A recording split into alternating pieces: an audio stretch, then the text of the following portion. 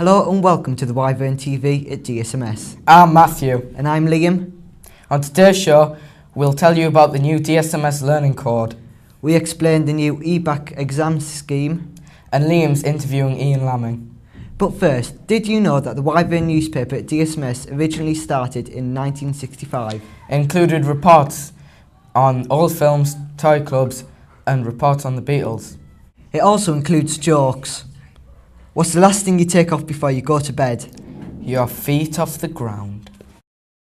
Now, talks have been going on for months about replacing the current GCSE system with a new system, and this change was announced during September. It's called EBACC and it stands for English Baccalaureate Certificate.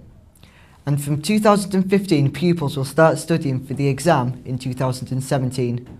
With the EBACC system, instead of being marked on coursework over a period of time, there will be a single 3-hour exam at the end of the year. Also, instead of the top mark being called A star, it will be called Grade 1. Nick Clegg says the new system will raise standards for all our children. Anyway, Apple released the iPhone 5 during September. Here is Tyler with more information. iPhone 5 got over 2 million pre-orders. It has a new 4-inch screen and operating system called iOS 6. iOS 6 has mixed reviews, mostly about the mapping system. Apple has dumped Google Maps, and the new Apple Maps has a 3D city mode which works in big cities like London and Seattle. However, Eiffel Tower is still flat. iOS 6 also includes Facebook integration, a new app called Passbook, and lots of smaller features. Samsung is suing Apple for copying that idea again. We now also have some Apple TVs in ICT rooms. Liam recently interviewed Ian Lamming, who is a freelance journalist. Here's how it went. So how are you today? I'm very well, thank you. It's Red, White and Blue Day today. This is a charity set up to assist the families of serving men and women or injured servicemen and women. What do you think of the school's efforts to fundraise? I think it's great. I think it's great on two levels, really. One, from a practical level, you are providing much needed funds for the service people.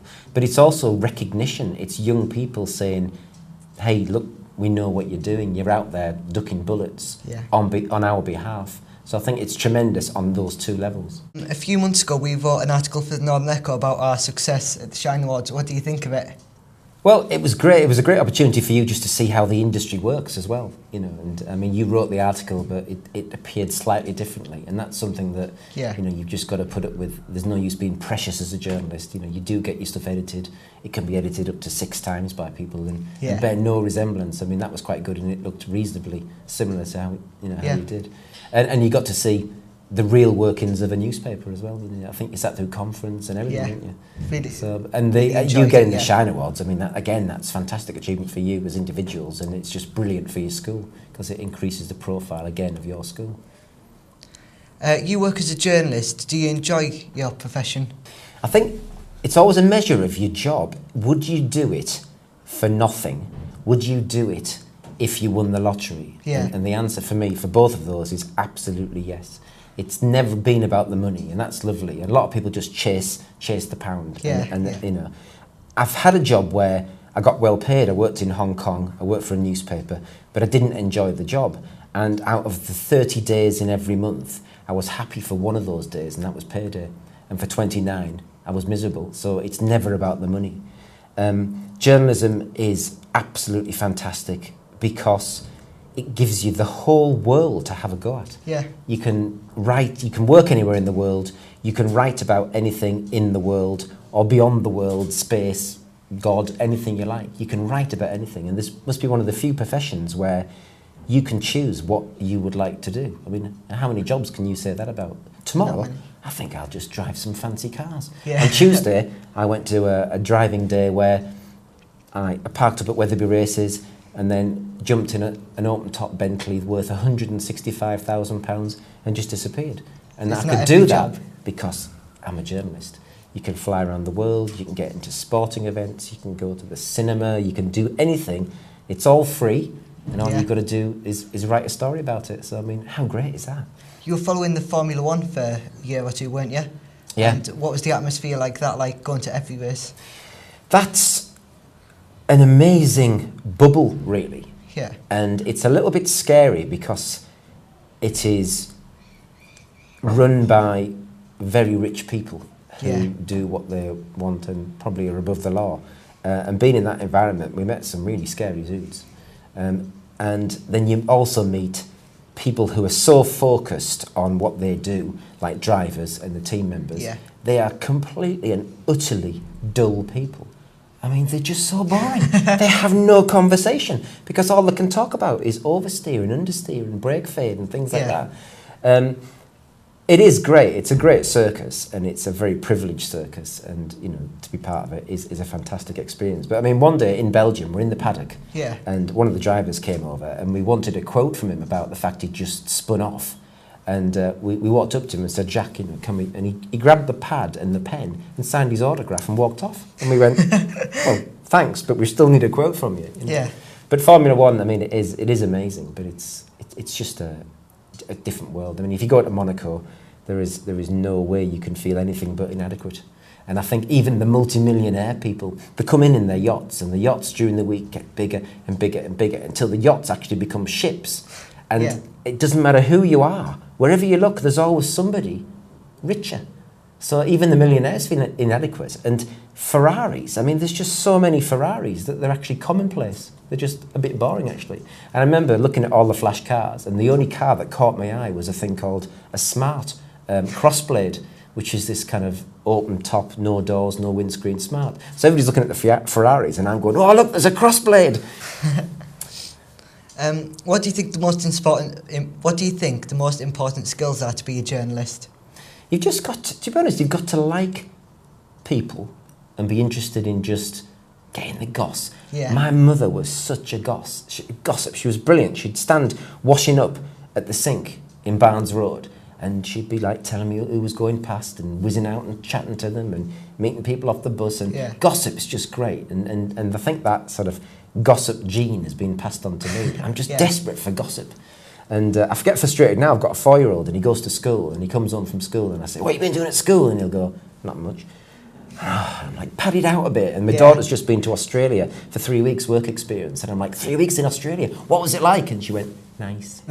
And I'm like, give me information. So you just got to be nosy, really, and be nice. You get more out of people if you're nice. If you sort of weigh in like Jeremy Paxman, you know, if you pile in like Jeremy Paxman, people shut down and the barriers go up and you get nothing out of them. If you're friendly and smiley and nice, they'll tell you their life story. Great. A lot of your viewers are interested in journalism. Can you give them any advice? Yeah, it's dead easy. You know the Nike motto? It's a tick. Yeah. And what's underneath? It's just do it, isn't it? Just do it. Just do it. A lot of people talk about it. A lot of people go on courses. Yeah. A lot of people end up working in shops, regretting that they haven't become a journalist. Somebody, when I was in sort of your age, and I talked to somebody in the industry, and he tested me. He said, "Oh, you know, if you can't become a journalist, what else do you fancy being? A doctor, a dentist, or, you know, working like your father in supermarkets?" And I said, "No, I want to be a journalist." "Well, what if you can't be a journalist?" I said, "No, I want to be a journalist." And he laughed and he said, "Good answer." He says, "I can tell that one day you will be a journalist because you won't stop trying until you are." And that stuck with me. And that's just all you have to do. Just keep trying. Don't worry about the knockbacks. I had, 85 applications to get my first trainee's job. Wow. And I'd got nothing. And I was just about to start again for the following year when somebody kept me on file and he rang me up and said, "Do you want a job?" And that was it. So you just keep at it. Okay, thank you for your time. My pleasure. Vivo Miles is the new reward system at DSMS. Rebecca has the story. Thanks for that, Liam and Matthew. Anyway, Vivo Miles is the new reward scheme at DSMS. Teachers get a certain amount of Vivos to distribute to pupils every week, and then pupils can use them to buy cool stuff like phone top-ups, bracelets, shoelaces and even gaming chairs. The system is online. This means if you want to see how many Vivos you have, all you need to do is go to www.vivomiles.com. During the last week of September, Mr. Powell launched the DSMS Learning Code. Here's Katie with more information. The DSMS Learning Code have been around school for months now, and on Monday the 24th of September 2012, pupils were finally able to access www.thecodebank.co.uk to crack the code. Every few hours over the 24th of September to the 1st of October, a new question was launched on the Code Bank website for pupils to answer and send away to win prizes. There were 3 different routes to take: easy, medium or hard. To access the questions, pupils could scan the QR codes from posters around schools, or they could go to the codebank.co.uk. It has been a great success so far. Now, here is a sport with Sam and Ewan. Hi and welcome to the sport for this week. My name is Sam Hutchinson and this is Ewan Barr, and we are here to tell you about this month's sport. First off, the new Premier League season started and there were a few shock results, including Liverpool being beaten by West Brom and Man U being beaten by Everton. Also, in this past month, there's been plans of a new sports hall being put into place in the upcoming years. Yes, there's been talks of this in the past, but finally, plans are now in place. But there has not been a date set on the starting of the new hall in the future. Now to the local sports going on around the North East. Yes, one of the major stories of the month is Newcastle Football Club being taken over by Wonga.com. The company took over the club and immediately changed the ground's name back to St James's Park. Other news from around the world is that the new football game, FIFA 13, has spread all around the country, and just about every young boy in the country has got this highly prestigious game. This game comes out every year about the same time, and the amount of people that buy it goes up and up. That's all for now. Back to the studio with Liam and Matthew. That is all for the show. However, you can visit us online at www.wyvernnews.blogspot.com. Or you can follow us on Twitter at DSMS_Wyvern. We'll see you next time. Bye. Yeah.